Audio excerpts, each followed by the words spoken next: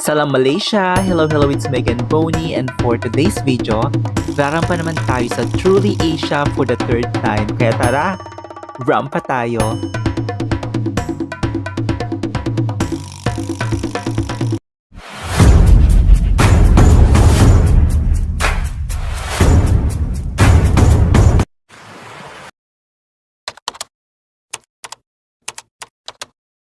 So yan mga misis, kararating ko ngayon dito sa Kuala Lumpur, Malaysia dahil mag-birthday trip ako and first stop ko ang KL. So bago kayo pumunta dito sa Malaysia, meron na silang Malaysia Digital Arrival Card. So bago yon. And before kasi wala naman, pang third time ko na dito sa Malaysia. So para hindi ba antala ang inyong immigration, kailangan nyo muna mag-sign up. Lalagay ko na lang yung link sa baba. And ayun, excited akong bumalik dito sa Kuala Lumpur. Yung last kong punta rito na nakapag-explore talaga ako is 2018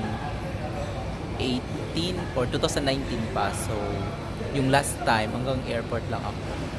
So ayan, labas na tayo dahil madaling araw na. And sasakay tayo ng Grab kasi pag 2 AM na and minessage ko na yung accommodation ko na mag-arrive ako ng late.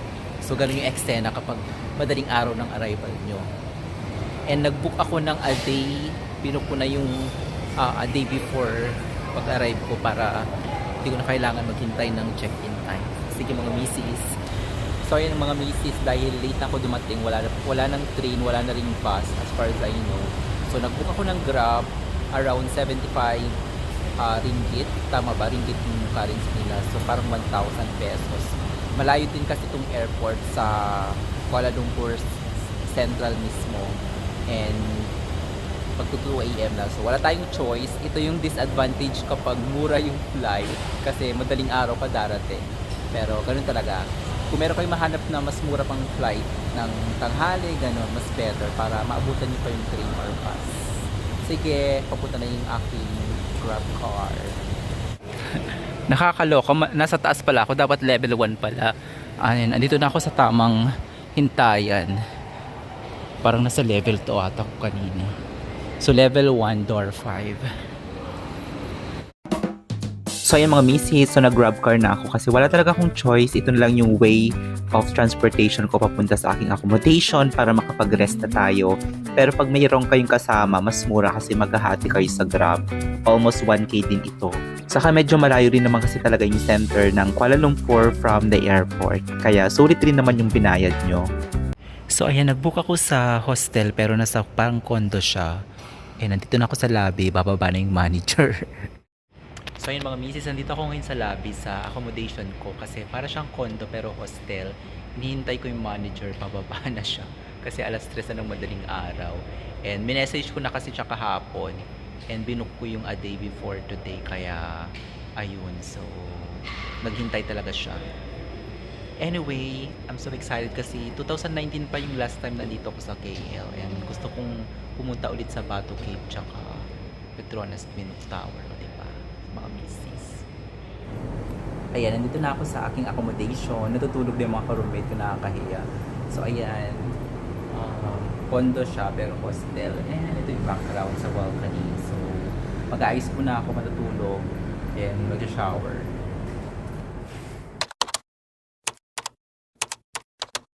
So yun mga misis, kagigising ko dito sa aking accommodation and umuulan siya. Sinearch ko online and parang buong araw siyang umuulan. So hindi ako makakagala. Pumunta sana ako sa Batu Cave pero hindi kasi maganda pag maulan. Hindi ka rin makakapag-picture ng bonggang-bongga, diba? Ayan, ito pala itsura ng lobby dito sa aking accommodation. So meron siyang kitchen. Ayun. Free yung water. And ayan. Ito naman yung veranda. Veranda ba tawag dito?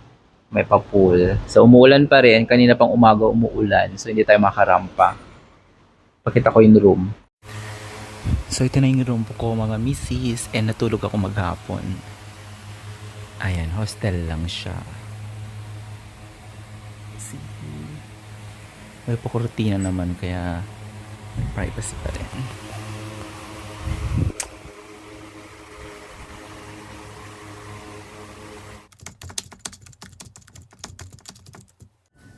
So ayan mga misis, papunta tayo ngayon sa Petronas Twin Tower and 7 p.m. na. So dumilim dito sa Kuala Lumpur, Malaysia. And ayan, so kondo-kondo ito. Tapos nasa isang unit yung hostel, yung accommodation ko. Oops, bababa tayo. Ayun. We're fine. So natulog lang ako maghapon kasi super ulan and tsaka kasi gumalo pag naulan. Sige mga misis, at tara pa tayo sa Petronas Twin Tower after 5 years, 6 years. Last time ko andon, 2019 pa. Sige. Ayan, itong tower na yan, sa labas lang to ng accommodation ko. Tapos merong train, pero yung train kasi hindi siya dadaan sa Petronas Twin Tower. Walkable na lang siya dito. Tapos, dyan lang yung accommodation ko. Ayun. Diba? So, ayan mga misis. Ayan na ang Petronas Twin Tower.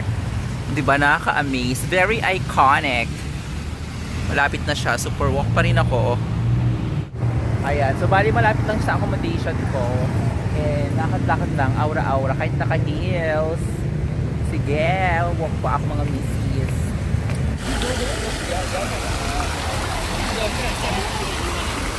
Ayan, nandito na ako sa harapan ng Petronas Twin Tower. Ang daming tao, ang daming nagpipicture kasi nga napaka-iconic. Ayan. Diba? Ang ganda-ganda. So ayan mga misis, super picture-picture ako tsaka video-video dito sa Petronas Twin Tower and medyo mailaw kasi siya. Tignan nyo. Ayan, may light. Kaya kailangan mo talaga yung angulo para makuha mo yung bonggang-bonggang picture mo sa very iconic na Petronas Twin Tower. Ayan. So, punta tayo sa kabilang side. Baka mas maganda yung ilaw doon. So, ayan mga misis. Papunta naman tayo sa kabilang side ng Petronas Twin Towers. And ayan, may pa-fountain. So wala masyadong nagpipicture dito.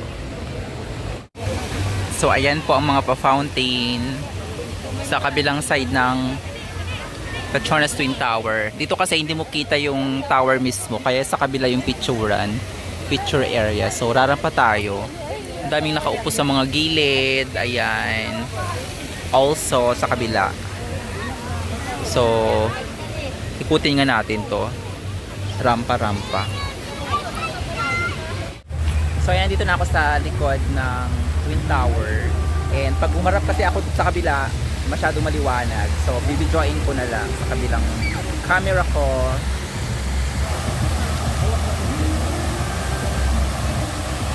Diba? May pa-fountain.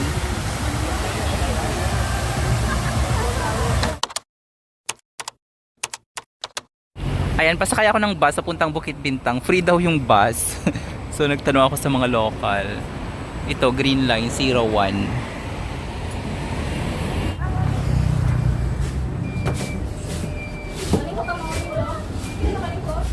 Ayan, paalis ng free bus from KLCC papuntang Bukit Bintang. Punta ko ng night market. Ayan, may pa free bus pala dito. Ayan, so alam ko last stop yung Bukit Bintang and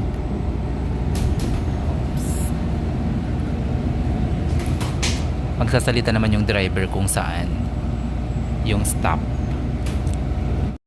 So ayan, bumaba na ako dito sa Bukit Bintang. Tapos may mga sasakay din pabalik ng KLCC. So ayan, mag-walk na muna tayo dito and punta tayo sa night market, kakain.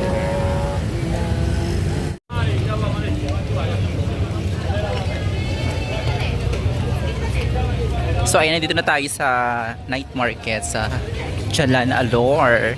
So nagpa-flashback yung memories ko nung 2019 kasi sa dami ng travel ko, nakakalimutan ko din yung mga ka-eksenahan and hindi pa ako nagba-vlog that time. So wala akong videos. So naalala ko na siya. Ayan. Kumain ako dito nun ng mango sticky rice. Tsaka nag-beer din ata ako nun. Freshly pressed pomegranate juice. Parang Bongga naman. So dito ako kakain sa Malaysian food kasi nasa Malaysia ako. Gusto ko sanang kumain ng mango sticky rice, kaya lang puro Thai food. Magto-Thailand din ako. So saka na, try muna natin yung talagang pang Malaysian food. Yan, dito ako kakain, magsako lang. Tapos ayun, nag-flashback na nga yung memories ko kasi nakalimutan ko na dito dati. So ayan, may pakanta-kanta. So ayan, ito na yung order ko, nasi goreng, chicken siya. Ito yung pinakamasarap daw, sabi nung pinag-orderan ko. And ito, coffee with milk, naka-plastic lang, o diba? In-expect ko na sa baso, tsaka ang dami niya. Tapos, yan, dito ako order. Nasa Jalanalor tayo ngayon, night market dito sa Kuala Lumpur, Malaysia, pinakamurang kainan.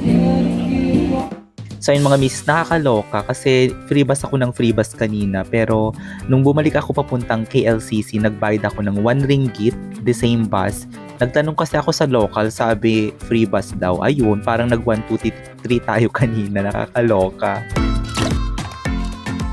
So yun mga misis, bali nag-stop over lang talaga ako dito sa KL kasi pupunta tayo ng Maldives. Andito kasi yung flight ko and Petronas Twin Towers lang yung napuntahan ko dahil sa ulan hindi na tayo nakapag-Patong Cave.